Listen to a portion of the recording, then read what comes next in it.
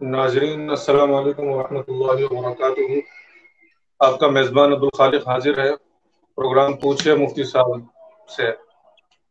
تو پروگرام کا آغاز کرتے ہیں، اور سب سے پہلے ہم مولانا عادل خان شہید صاحب کا تذکرہ کریں گے، جنہیں بے دردی سے کراچی میں شہید کر دیا گیا، اور ان کی شہادت کے بعد جو ایک خلا پیدا ہوا ہے، جس کام میں جو کام وہ کر رہے تھے، وحدت بین المسلمین، تمام فرقوں کو جمع کر رہے تھے، فرقہ واریت کا خاتمہ کر رہے تھے، اور اسی طرح جو ان کی جو اپنی ایک شخصیت تھی، جو ایک ان کا قد تھا علم کا، تو امت مسلمہ اس سے محروم ہوئی، خصوصاً پاکستان کا جو نقصان ہوا، پوری امت کا نقصان ہوا۔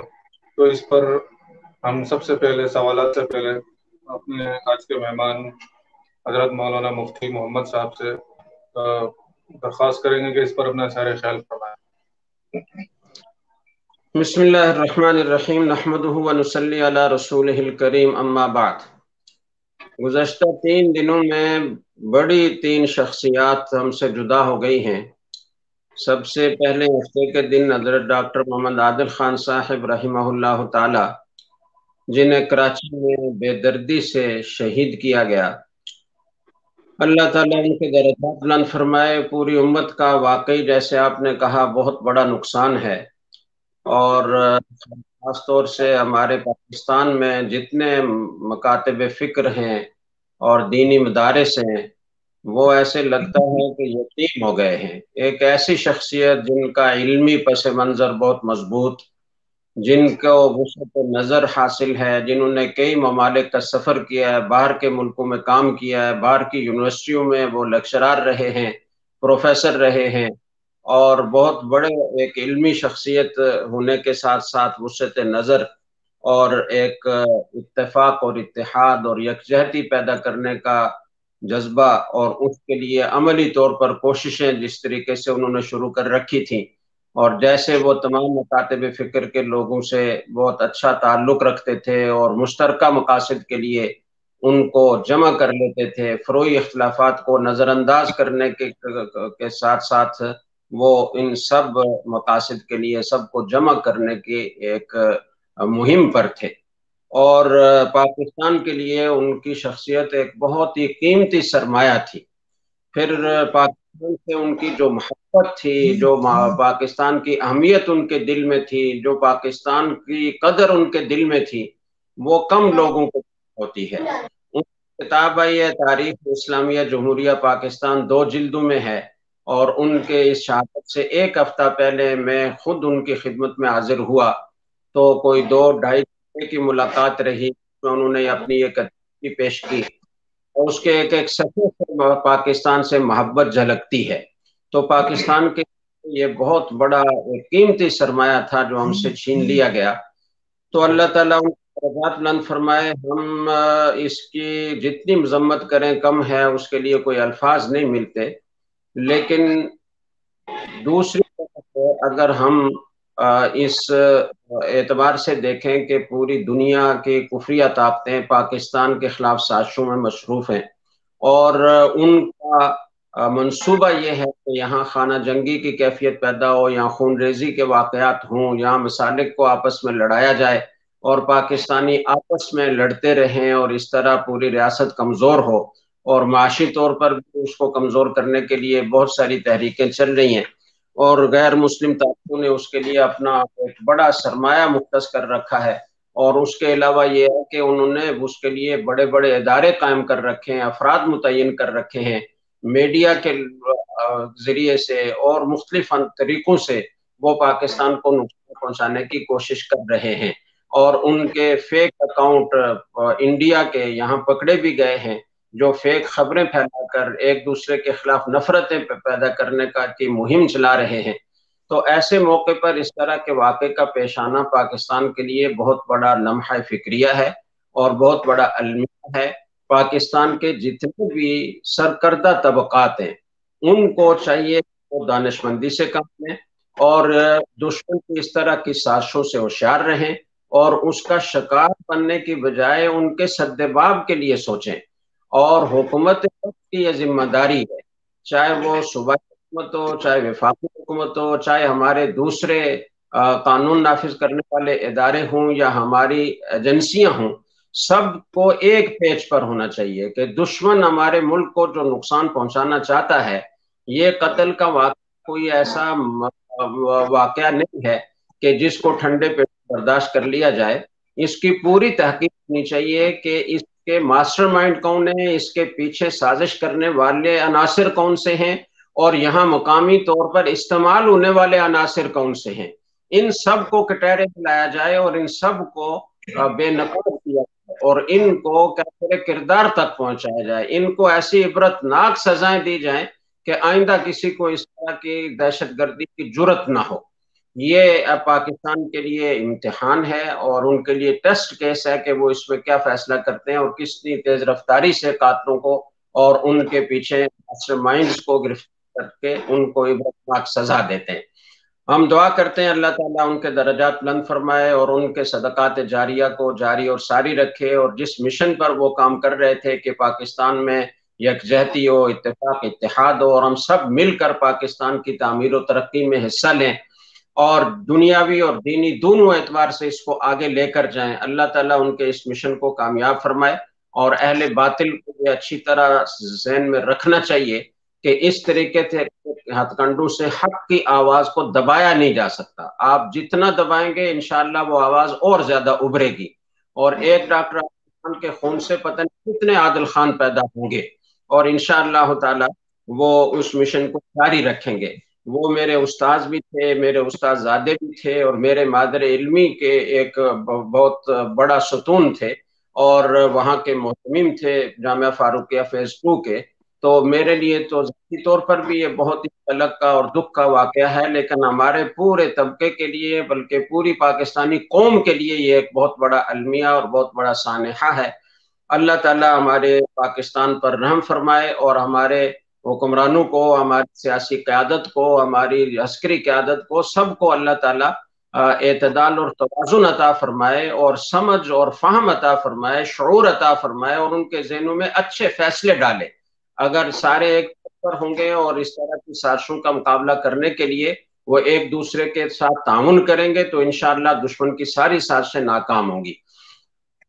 یہ پہلے دن کا واقعہ ہے۔ دوسرے دن ہمارے بہت ہی محترم دوست حضرت مولانا سعید یوسف صاحب، جو ایک بہت بڑی علمی شخصیت، حضرت مولانا یوسف کشمیری صاحب رحمہ اللہ تعالیٰ، جو فاضل دیوبند تھے اور بہت بڑے عمیق علوم کے حامل تھے، ان کے صاحبزادے، ان کے بھائی قاری مسعود یوسف صاحب، ان کا انتقال ہوا ہے۔ وہ کئی مہینوں سے بلکہ کئی سالوں سے علیل تھے اور کینسر کے مریض تھے، ان کا انتقال ہوا ہے۔ بڑے فعال تھے، ناظم تھے، اور بہت ہی اپنے ادارے کے لیے، اپنے پورے علاقے کے لوگوں کے لیے مظلوموں کی مدد کرنا، رفائی کام میں بڑھ چڑھ کر حصہ لینا، اور سوسائٹی کے افراد اور مختلف طبقات سے رابطے رکھنا اور ان کو دین سے وابستہ کرنا۔ بڑے خلیق اور بنسار آدمی تھے، اور بہت ہی بڑا وہ بھی نقصان ہوا ہمارے دینی مدارس کا، اور ہم ان کے اہل خانہ سے بھی تعزیت کرتے ہیں اور ان کے لواحقین کو بھی اللہ تعالیٰ صبر جمیل کی توفیق عطا فرمائے۔ تیسری بہت بڑی علمی شخصیت، شیخ الحدیث اور استاذ العلماء، شیخ العرب والعجم، حضرت شیخ الاسلام مولانا سید حسین احمد مدنی رحمہ اللہ تعالیٰ کے مایہ شاگرد حضرت مولانا عبدالحلیم چشتی صاحب رحمہ اللہ تعالیٰ، کل ان کا ہوا، اور 90 سال سے زیادہ ان کی عمر تھی۔ اگر اسلامی حساب سے حساب کیا جائے تو 93-94 سال ان کی عمر تھی، اور پوری زندگی ان کی علم و تحقیق میں گزری، اور کوئی درجن سے زیادہ کتابیں انہوں نے تصنیف فرمائی مختلف موضوعات پر، اور لائبریری سائنس میں ان کی پی ایچ ڈی کی ڈگری اس وقت انہوں نے حاصل کی تھی جب پاکستان میں شاید کوئی گنے چنے کوئی افراد اس موضوع پر پی ایچ ڈی کیے ہوئے ہوں۔ تو ایسی علمی شخصیت جنہوں نے تخصص فی الحدیث علامہ بن نوری ٹاؤن کی کئی سال نگرانی کی، 10 سال سے وہ ہمارے جامعۃ الرشید میں بھی تشریف لاتے تھے، صبح سے دوپہر تک علامہ بن نوری ٹاؤن میں، اور اس کے بعد وہ جامعہ تشریف لاتے تھے اور یہاں صحیح مسلم کا سبق وہ پڑھاتے تھے، اور اس کے علاوہ مختلف اوقات میں تخصص حدیث کے طلباء اور اساتذہ کو علوم حدیث کے سلسلے میں مختلف کورسز انہوں نے کرائے. تو بہت بڑی علمی شخصیت تھے ہمارے لیے, بہت بڑا شجر سایہ دار تھے. ان کو دیکھ کر ہمیں تسلی ہوتی تھی اور ان کی بزرگی کی برکات سے ہم مستفید ہوتے تھے. ہم ان کے اس شفقت برے سائے سے محروم ہو گئے. اللہ تعالیٰ ان کے درجات بلند فرمائے اور ان کے لواحقین کو اور ان کے شاگردوں کو سب کو صبر کی توفیق عطا فرمائے اور ان کے صدقات جاریہ کو جاری اور ساری رکھے اور ان کے لیے آخرت میں درجات کی بلندی کا ذریعہ بنائے. آمین. اور چلتے ہیں سب سوالات کی طرف. جی. چونکہ آج کل ای کامرس کا دور ہے, آن لائن پروڈکٹ سیل کرنا, پرچیز کرنا, یہ سب سے زیادہ پایا جاتا ہے. تو ایسے میں ایک سوال آیا ہوا ہے, امیزون پر بزنس کرنا کیسا ہے؟ پھر اس کی تفصیل بتائی گئی ہے کہ 3 طریقے ہوتے ہیں امیزون میں کام کرنے کے. ایک ہے drop shipping, private label, wholesale. اور ان کی تفصیل بھی بتائی گئی ہے کہ ڈراپ شپنگ, اس میں آپ امیزون پہ اپنی پروڈکٹ لگاتے ہیں جو کہ آپ کے پاس ہے بھی نہیں, موجود نہیں ہے. جب کسی نے آرڈر کیا تو آپ سپلائر سے کانٹیکٹ کر کے وہ پروڈکٹ ڈائریکٹ آپ اپنے کسٹمر کو بھجوا دیتے ہیں. اور دوسرا ہے پرائیویٹ لیبل. پرائیویٹ لیبل یہ ہے کہ کسی بھی مینوفیکچر سے آپ اپنے لیبل کا پروڈکٹ بنواتے ہیں اور اپنے ویئر ہاؤس میں اسٹاک کر دیتے ہیں اور آرڈر ملنے پر آپ ڈیلیور کر دیتے ہیں, یہ کروا دیتے ہیں, ڈاک میں ڈلوا دیتے ہیں. تیسرا ہول سیل ہے کہ اس میں آپ کسی دوسرے برانڈ کا بہت زیادہ مال اکٹھا منگوا کر آپ اسٹاک کر لیتے ہیں اور آرڈر ملنے پر اس کو ڈیلیور کر دیتے ہیں. تو ایسے میں کیا یہ صورتیں ٹھیک ہے, درست ہے یا نہیں؟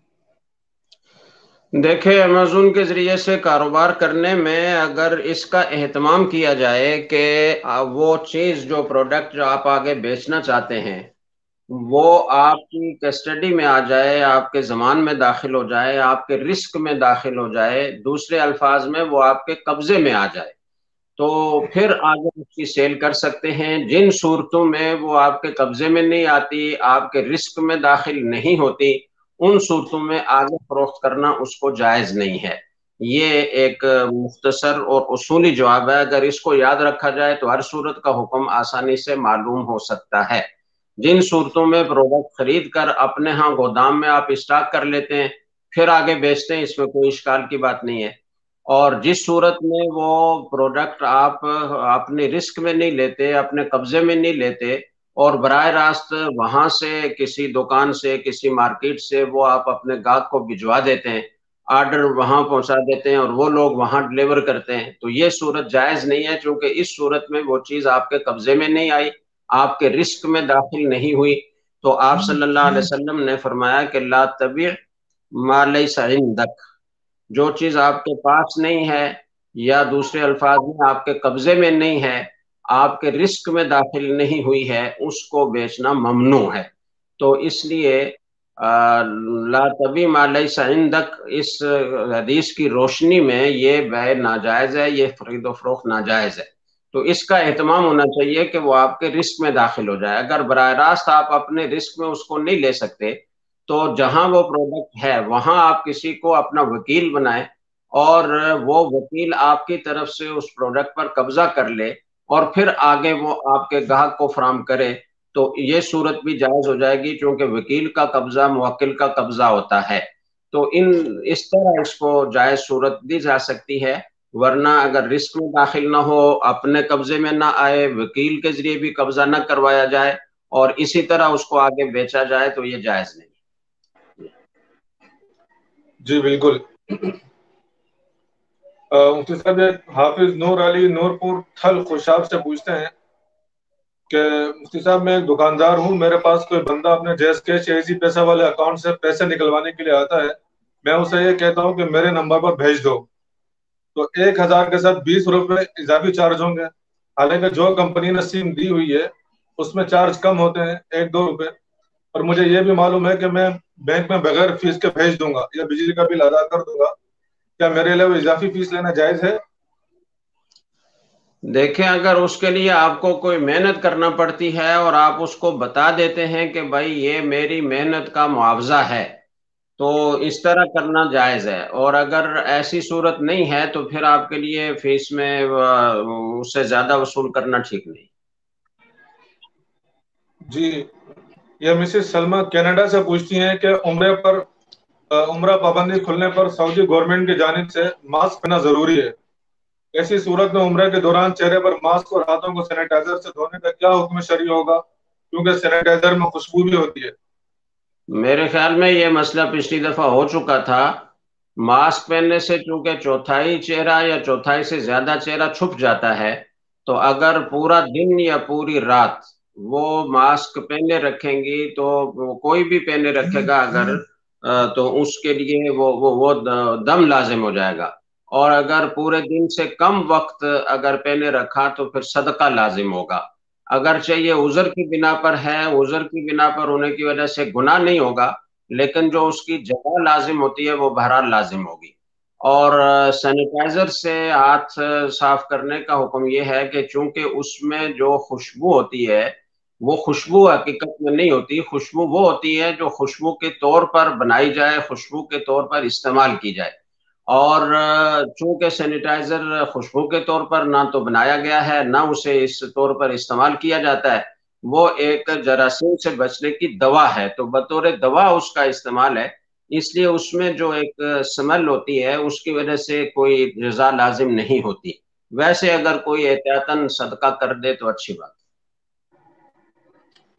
جی، راجہ طارق مسعود صاحب پوچھتے ہیں کہ میں آزاد کشمیر سے ہوں، مجھے تہجد کی نماز کے بارے میں پوچھنا تھا کہ کون سا وقت بہتر ہے اور ہر رکعت میں کتنی سورت اور کون سی سورت پڑھنا افضل ہے، رہنمائی کی جائے۔ دیکھیں، تہجد کی نماز کا سب سے بہترین وقت رات کا آخری تہائی۔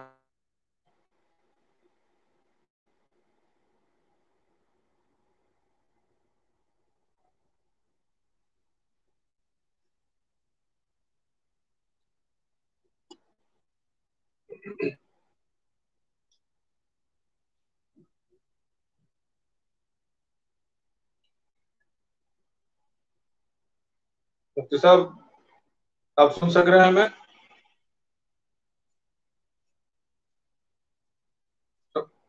آپ کی آواز نہیں آ رہی مفتی صاحب۔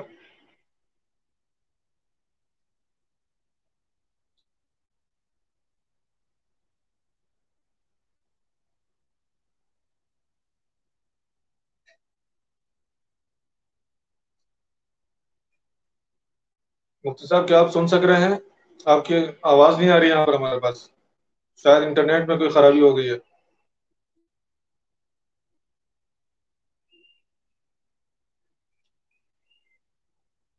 جی جناب، تھوڑی دیر میں مفتی صاحب ہمیں جوائن کر لیں گے انشاءاللہ۔ جی جی جی جی میں بتا رہا تھا کہ تہجد کی نماز کا افضل وقت آخری تہائی حصہ ہے رات کا۔ رات کو 3 حصوں میں تقسیم کیا جائے تو 2 حصے گزرنے کے بعد تیسرا حصہ جب شروع ہوتا ہے تو یہ اس کے بعد کا وقت یہ تہجد کا افضل وقت ہے، لیکن یہ کوئی ضروری اور لازم نہیں ہے کہ تہجد کی نماز اسی وقت ہو سکتی ہے، اس سے پہلے بھی ہو سکتی ہے، اس کے کچھ دیر بعد بھی ہو سکتی ہے، صبح صادق سے پہلے پہلے جب بھی پڑھ لیں تو نماز ہو جائے گی تہجد کی۔ باقی اس میں کوئی مخصوص صورتیں پڑھنے کا کوئی طریقہ اور کوئی تعیین نہیں ہے، بلکہ جو بھی قرآن کریم سے آپ پڑھیں تو وہ جائز ہوگا۔ کوشش یہ کرنی چاہیے کہ لمبی لمبی صورتیں جو آپ کو یاد ہیں وہ پڑھیں، جتنا قیام لمبا ہو اتنا زیادہ افضل ہے۔ جی، محمد عبداللہ پوچھتے ہیں کہ اگر کسی آدمی نے مسجد کا پیسہ مدرسے پر لگا دیا ہو اور حساب بھی نہ کیا ہو کہ کتنا لگایا ہے، اب وہ توبہ بھی کرتا ہے تو اب وہ کیا کرے؟ اب وہ یہ کرے کہ جتنا پیسہ اس نے مدرسے پر لگایا ہے وہ تو لگا چکا ہے، اب ہونا یہ چاہیے کہ اس کے پاس اگر گنجائش ہے یا یہ گنجائش پیدا کر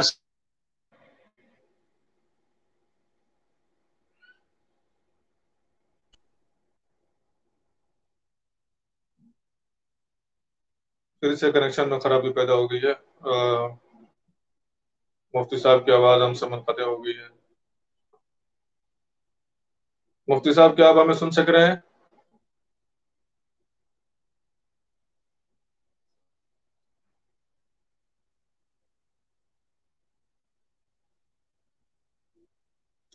حضرت آپ سن سک رہے ہیں ہمیں؟ میرے خیال انٹرنیٹ کنیکشن کی وجہ سے دوبارہ بھی خرابی پیدا ہو گئی ہے، آپ کی آواز منقطع ہو گئی ہے۔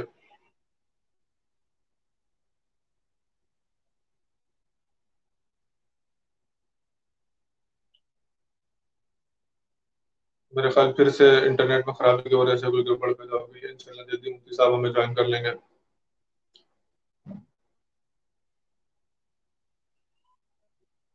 کچھ سوالات ہیں بھی انشاءاللہ، کچھ پرانے رکھے ہوئے، کچھ لائیو آپ حضرات کر رہے ہیں، تو وہ بھی ہم پروگرام میں شامل کریں گے انشاءاللہ جلدی۔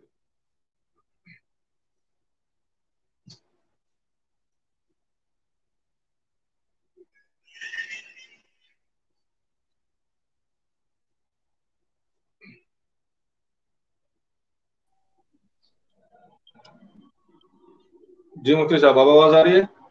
جی آ رہی ہے۔ تو اس کا زمان ان پر لازم ہے، یہ اگر اکٹھا سارا نہیں دے سکتے تو تھوڑا تھوڑا کر کے اتنا جمع کروائیں مسجد کے فنڈ میں۔ جی جی، عبداللہ شیرانی پوچھتے ہیں کہ درہم یا ڈالر کا قرضہ پاکستانی کرنسی کی صورت میں اگر دینا ہو تو قرض لینے کے وقت قیمت میں دیں گے یا آج کی قیمت میں دیں گے؟ دیکھیں وہ آج کی قیمت پر دیں گے، یا تو جس کرنسی میں قرض لیا تھا اسی کرنسی میں ادا کریں، یا اگر دوسری کرنسی میں ادا کرنا چاہتے ہیں تو آج کے دن ادائیگی کے دن جو ریٹ مارکیٹ میں حکومت کی طرف سے مقرر ہے اس ریٹ کے مطابق کرنسی میں ادا کریں۔ جی قطر سے فضل الرحمان صاحب پوچھتے ہیں کہ مفتی صاحب میرے بیٹے کا نام عبد المنان ہے، کیا اسے صرف منان کہہ سکتے ہیں؟ نہیں کہنا چاہیے۔ اب جتنے بھی اللہ تعالیٰ کے صفاتی نام ہیں ان میں عبد کو ساتھ لگانا چاہیے، لیکن اگر کسی نے نہیں لگایا تو جو ذاتی صفات مختصہ اللہ تعالیٰ کی ہیں ان کے علاوہ اگر کسی صفت کی طرف منسوب کر کے نام رکھا ہے تو اگر عبد کے بغیر بھی ادا کریں تو گنجائش ہے۔ یہی قطر سے پوچھتے ہیں یہی صاحب کہ میزان بینک میں سیونگ اکاؤنٹ میں حاصل شدہ منافع جائز ہے؟ دیکھیں وہ سیونگ اکاؤنٹ کی تفصیل پوچھ لینی چاہیے کہ وہ کیا ہے۔ جو سیونگ اکاؤنٹ میزان بینک یا اور جتنے غیر سودی بینک ہیں ان میں ہوتا ہے وہ کوئی سودی اکاؤنٹ نہیں ہوتا، بلکہ وہ مضاربہ بیس اکاؤنٹ ہوتا ہے۔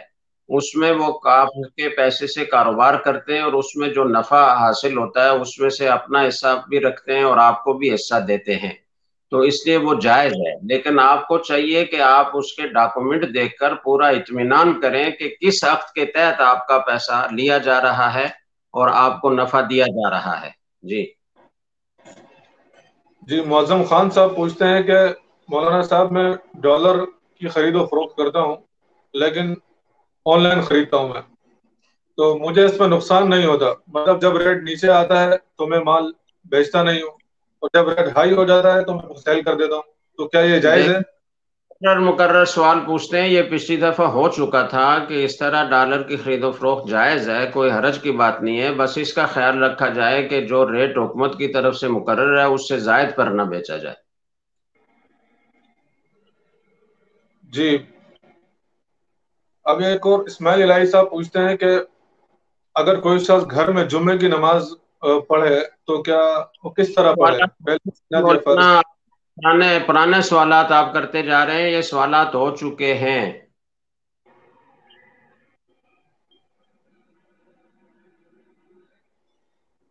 تازہ سوالات جی کیجئے، آج بھیجے تھے کل بھیجے تھے وہ کیجئے۔ ٹھیک ہے، اب یہ ایک لائیو سوال ہے انڈیا سے کہ مفتی صاحب کیا اکیلے فرض نماز پڑھنے میں تکبیر پڑھنا ضروری ہے؟ نہیں ضروری نہیں ہے۔ جی اور کہتے ہیں کہ محمد زبیر ڈیرہ اسماعیل خان سے پوچھتے ہیں کہ استاد جی یہ بات مشہور ہے کہ بچہ خواب میں ہنسے اور روئے تو کہتے ہیں کہ فرشتوں کو دیکھا ہے، کیا یہ بات صحیح ہے؟ بس اس کی کوئی حقیقت نہیں ہے، بس بچے جیسے بڑے خواب دیکھتے ہیں ایسے بچے بھی دیکھتے ہیں، تو کوئی چیز دیکھ کر وہ روئے گا ڈرے گا، کہ کوئی چیز دیکھ کر وہ ہنسے گا، تو یہ کوئی ضروری نہیں کہ فرشتہ ہی آتا ہو یا کوئی جن نہیں آتا ہو، وہ کبھی کوئی چیز آتی ہوگی کبھی کوئی چیز آتی ہوگی۔ جی نماز میں پڑھی جانے والی تحیات صبح شام کے اذکار میں پڑھ سکتے ہیں؟ کراچی سے محمد پوچھتے ہیں۔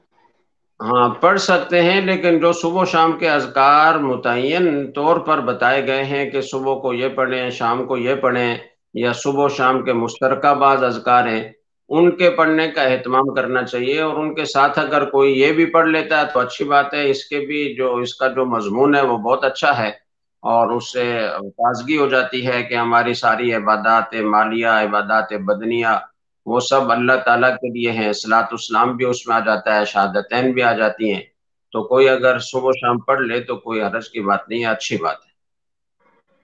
عمران گجر فرانس سے پوچھتے ہیں کہ میں فرانس سے مقیم ہوں، جسمانی طور پر معذور ہوں، میرے لیے کیا حکم ہے؟ شاید یہ عبادت وغیرہ کے حوالے سے پوچھ رہے ہیں۔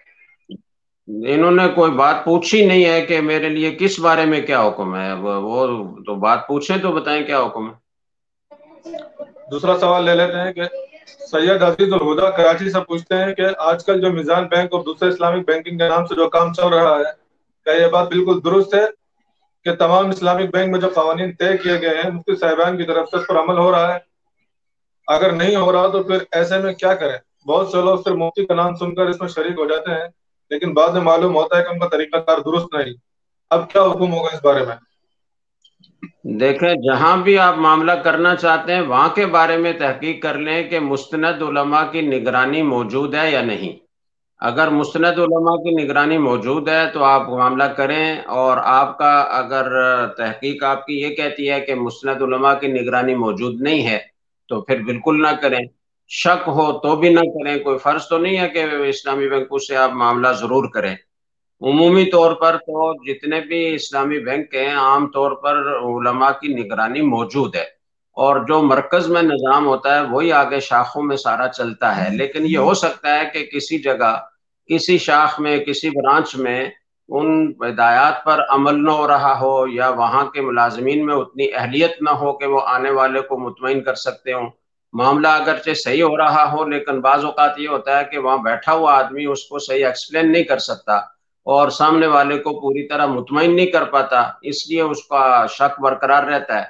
تو اس کو دیکھنا ضروری ہوتا ہے۔ ہر ایک حکم ہر جگہ کے لیے ایک ہی حکم نہیں لگایا جا سکتا، ہر جگہ کو دیکھا جائے گا کہ وہاں اس پر عمل ہو رہا ہے یا نہیں، نگرانی صحیح ہو رہی ہے یا نہیں۔ اور نگرانی اگر صحیح ہو رہی ہے اور کسی آدمی کے نااہل ہونے کی وجہ سے وہ اس کی صحیح وضاحت نہیں کر پایا تو اس سے معاملے پر کوئی اثر نہیں پڑے گا، معاملہ صحیح ہوگا۔ لیکن بہرحال کرنے والے کو اپنا اطمینان کرنا چاہیے۔ نوید احمد پوچھتے ہیں کہ پراپرٹی ڈیلر کے کام میں جو دونوں پارٹیوں سے کمیشن لیا جاتا ہے، کیا وہ جائز ہے یا ناجائز؟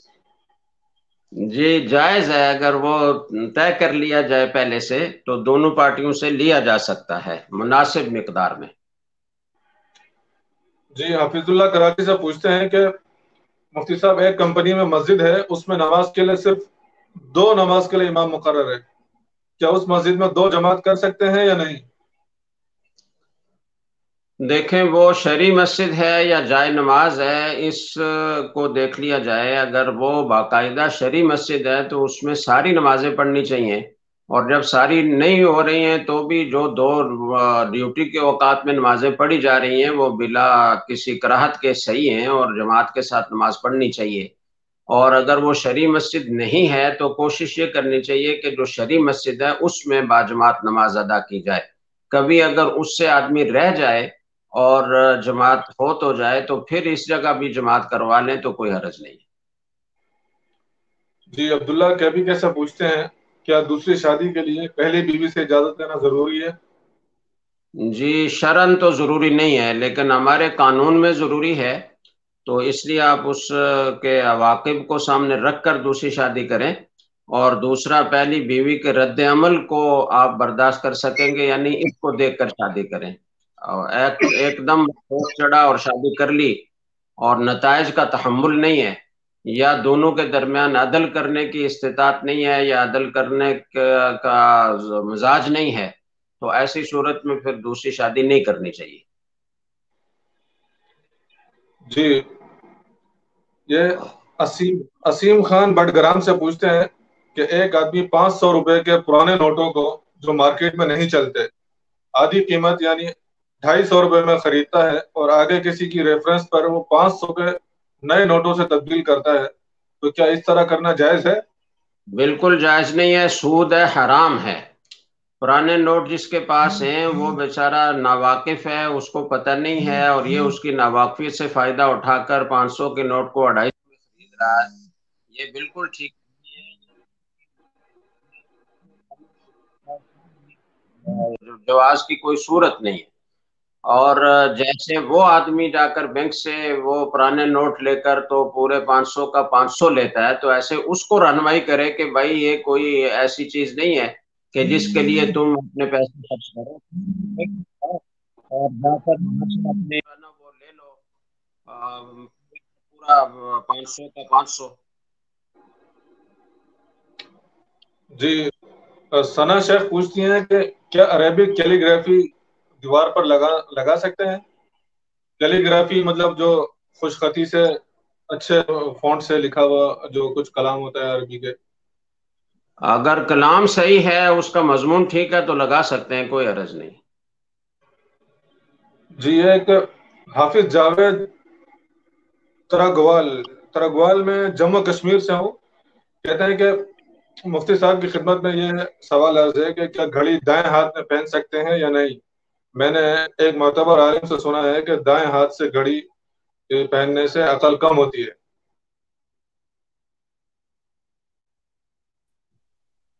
یہ مسئلہ آواز ہے آ رہی کہ وہ نیٹ ہمارا چلنے ڈیٹا کھولا ہوا ہے، اور ڈیٹا کھولنے کے جو ہے نا وہ اس کو اس پر رکھ نہیں سکتے، ایروپلین موڈ پر نہیں رکھ سکتے۔ اچھا اچھا اچھا اچھا۔ چلیے، جی، وہ ان کا جواب آیا ہے، وہ ثنا شیخ نے جو پوچھا تھا عربک کیلی گرافی کے بارے میں، تو انہوں نے کہا کہ دعا لکھی ہوئی ہے۔ ٹھیک ہے جائز ہے، وہ تو جواب ہو گیا تھا نا کہ اگر مضمون صحیح ہے تو جائز ہے۔ اچھا، یہ جو سوال تھا کہ گھڑی دائیں ہاتھ میں پہن سکتے ہیں یا نہیں، کسی سے سنا ہے کہ عقل کم ہوتی ہے دائیں ہاتھ میں پہننے سے؟ بالکل بے بنیاد بات ہے، کوئی عقل کم نہیں ہوتی، جس ہاتھ میں چاہیں آپ پہن سکتے ہیں۔ اس سے پہلے کوئی کشمیر سے سوال تھا، وہ پتہ نہیں کیا تھا، اس کا جواب ہو گیا نہیں ہوا۔ یہی سوال تھا کشمیر سے کہ گھڑی دائیں ہاتھ میں پہن سکتے ہیں یا نہیں؟ ہاں پہن سکتے ہیں، دائیں میں پہنے بائیں میں پہنے، دونوں جائز ہیں، بلکہ بعض حضرات تو دائیں ہاتھ میں پہننے پر اصرار کرتے ہیں کہ بائیں میں نہیں پہننی چاہیے، اس میں بہت ساری خرابیاں ہیں، جب آپ نماز کے لیے ہاتھ باندھتے ہیں تو رکاوٹ پیدا ہوتی ہے، تو وہ تو دائیں ہاتھ پر میں پہننے کو ضروری قرار دیتے ہیں۔ تو ضروری تو نہیں ہے، آپ کو جس ہاتھ میں پہننے میں سہولت ہے اس ہاتھ میں پہنے، کوئی حرج نہیں ہے اس میں۔ جی، ایک سوال ہے، ادریس سندھ سے پوچھتی ہیں کہ اگر کوئی شریعت کے مطابق سفر کرے لیکن بغیر نیت کے 15 دن سے زیادہ رکے تو اس صورت میں وہ جگہ دارالاقامہ بنے گی، تو جب وہ دوبارہ جائے گا تو پوری نماز پڑھے گا یا اثر پڑے گا؟ دیکھیں، نیت کے بغیر رکنے کا کیا مطلب ہے یہ واضح نہیں ہے۔ اگر کسی کا خیال یہ تھا کہ مجھے کل جانا ہے، پرسوں جانا ہے، اور کام نہ ہونے کی وجہ سے ڈیلے ہوتا گیا اور 15 دن سے زیادہ قیام رہا، تو ایسی صورت میں یہ جائے اقامت نہیں بنے گی، اس کو بہرحال قصر نماز ہی پڑھنا پڑے گی، اور یہ جگہ اس کے لیے کیا کہنا چاہیے، دارالاقامہ جس کو کہتے ہیں، وطن اقامت جس کو کہتے ہیں، وہ نہیں بنے گا۔ اور دوبارہ جب بھی یہ آئے گا تو دیکھا جائے گا کہ اب 15 دن یا اس سے زیادہ ٹھہرنے کی نیت ہے یا نہیں۔ اگر نیت ہے تو قصر کرے، وہ پوری نماز پڑھے گا، اور 15 دن لینے کی نیت نہیں ہے، اس سے کم ٹھہرنے کی نیت ہے، تو پھر نماز وہ قصر کرے گا۔ جی، لکی مروت سے ایک سوال آیا ہے کہ وابڈا کا ایک لائن سپروائزر ہے، اس کے نیچے ٹھیکیدار ہوتا ہے، تو میرا سوال یہ ہے کہ ایک گاؤں کے 10 ٹرانسفارمر کی منظوری ہوتی ہے جس کا ٹھیکیدار کو 1 لاکھ روپیہ ملتا ہے۔ بات سنیں مولانا، یہ سوال بہت ہی مبہم ہے، اور اس کے آخر میں وہ پوچھنا کیا چاہتے ہیں یہ واضح نہیں ہے۔ ان سے کہیں کہ صورتحال واضح لکھ کر بھیجیں یا کسی دارالفتہ سے تفصیل سے معلوم کر لیں۔ جی، عاطف چودھری پوچھتے ہیں کہ کیا قرآن پڑھتے وقت شاگرد کو اگر مار دیا سبق نہ یاد کرنے پر تو کیا وہ ظلم میں آتا ہے؟ جی آپ نے اس کی غلطی کتنی تھی اور آپ نے مارا کتنا یہ اس پر ہے. تنبیہ کی خاطر چھوٹی موٹی سزا دینا تو جائز ہے، لیکن جس طرح بے دردی سے ہمارے ہاں پیٹا جاتا ہے اس کی شرعاً کوئی گنجائش نہیں ہے، اور یہ ظلم ہے، اور یہ لوگوں کو دین سے اور قرآن سے متنفر کرنے کا ذریعہ بن رہا ہے. اس لیے قراء صاحبان کو، اساتذہ کو اس کا خیال رکھنا چاہیے.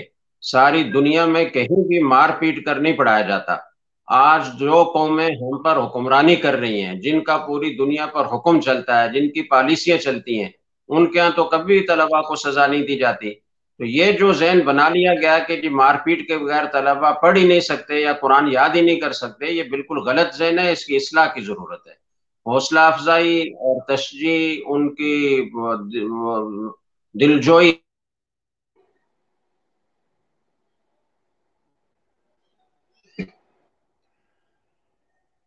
مفتی صاحب آواز آ رہی ہے؟ میرے خیال تو پھر اس سے طرح ہاں جی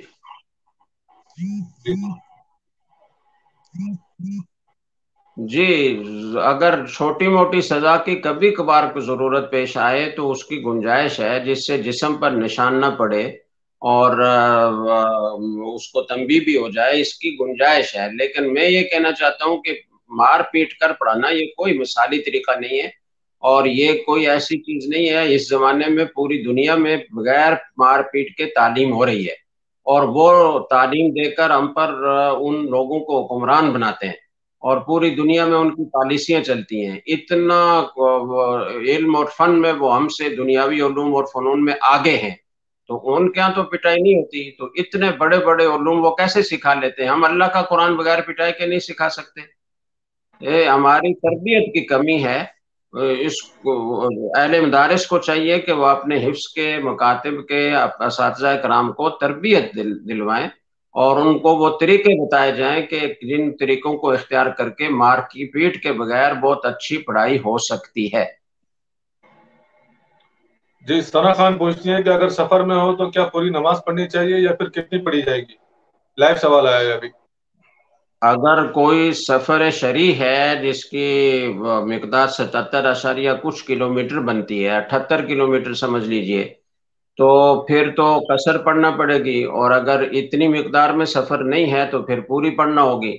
اور اگر کسی جگہ قیام آپ کا ہے، سفر کیا آپ نے یہاں سے لاہور کا مثال کے طور پر، تو اگر لاہور میں آپ کا 15 دن یا اس سے زیادہ رہنے کا ارادہ ہے تو بھی پوری نماز پڑھنا پڑے گی. اور اگر اس سے کم ارادہ ہے تو پھر آپ قصر پڑھیں گی.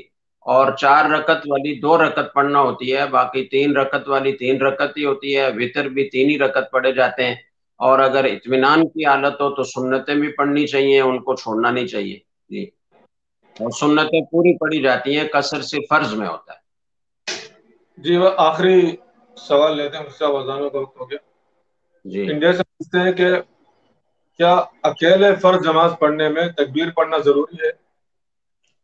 یہ تو پہلے کر چکے ہیں ابھی تھوڑی دیر پہلے کہ ضروری نہیں ہے، لیکن بہتر ہے کوئی پڑھ لے تو اب اچھا ہے، مستحب ہے. جزاک اللہ مفتی صاحب، ان شاء اللہ تعالیٰ آئندہ ملاقات ہوگی. وقت دینے کا بہت بہت بہت بہت شکریہ. السلام علیکم. وعلیکم السلام ورحمۃ اللہ وبرکاتہ. جی ناظرین، پوچھیے مفتی صاحب سے. یہ 2 دن پروگرام ہوتا ہے درسقرآن.com پر. ایک منگل والے دن ہوتا ہے اور ایک جمعہ والے دن ہوتا ہے. تو جس طرح آپ نے دیکھا کہ آج منگل ہے اور آج ہمارے ساتھ مفتی محمد صاحب جامع الرشید سے، اور جمعہ والے دن مفتی عبدالمنان صاحب ہوتے ہیں دارالعلوم کراچی سے. تو آپ سب سے گزارش ہے کہ آپ سب ان 2 دنوں میں اور ان پروگراموں کے اوقات کے دوران آپ لوگ الرٹ رہیں، تاکہ اس پروگرام کو آپ لوگ دیکھ سکیں، اور بیل آئیکن وغیرہ اور جو اس کے اندر سیٹنگ وغیرہ ہوتی ہے تاکہ پرائیورٹی کی بنیاد پر آپ کو اس کا نوٹیفیکیشن ملے درس قرآن پہ. تو وہ ساری سیٹنگ آپ ایکٹیو رکھیں. اور 7 بجے پروگرام ہوتا ہے انشاءاللہ تعالی. یہ پروگرام آئندہ 15 منٹ پہلے آ جائے گا، یعنی 6:45 پر ہوا کرے گا یہ پروگرام. تو وقت کا خیال کیجیے گا، اور پھر ملیں گے انشاءاللہ. جب تک کے لیے اجازت چاہتے ہیں. السلام علیکم ورحمۃ اللہ وبرکاتہ.